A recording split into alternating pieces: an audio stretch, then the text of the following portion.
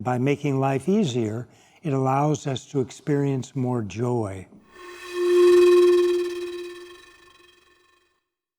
The topic of grief and loss is something close to all of our lives and our hearts.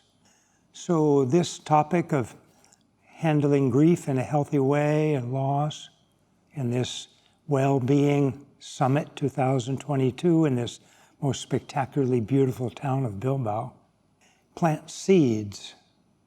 And the seeds go out throughout the world, and they plant other seeds. And this inspiration of handling grief and loss well, with kindness, with forgiveness,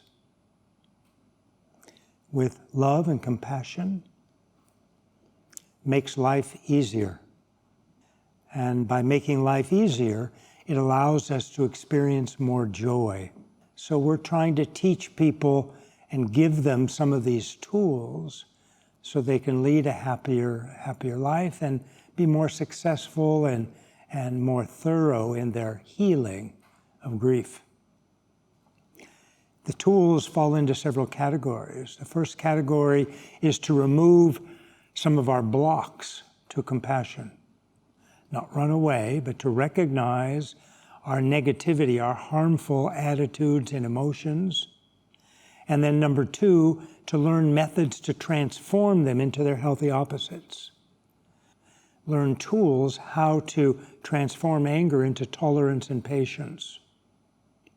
Learn tools how to recognize jealousy and transform it into its healthy opposite, which is admiration or appreciation.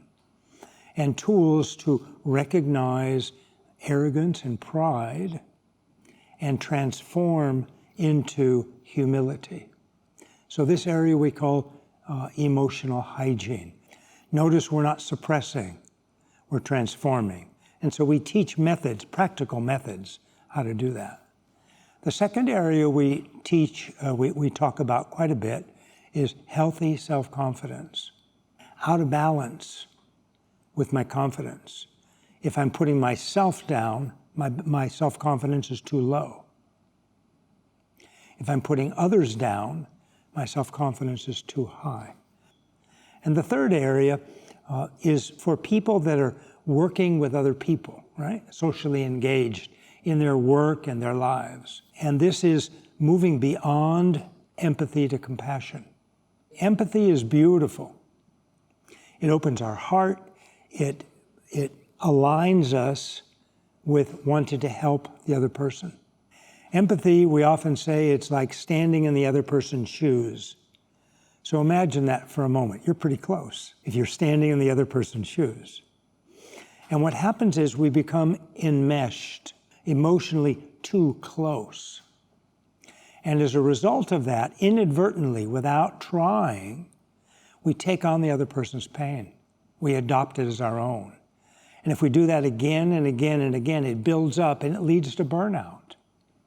So we make people aware, help people become aware of some of the pitfalls of empathy, and that we can move beyond empathy to compassion. So emotionally, we take a half step back. We're not right in the other person's shoes. So we have more perspective, we can make better decisions. Heart is still open, but we're not so enmeshed, so close emotionally that it creates problems.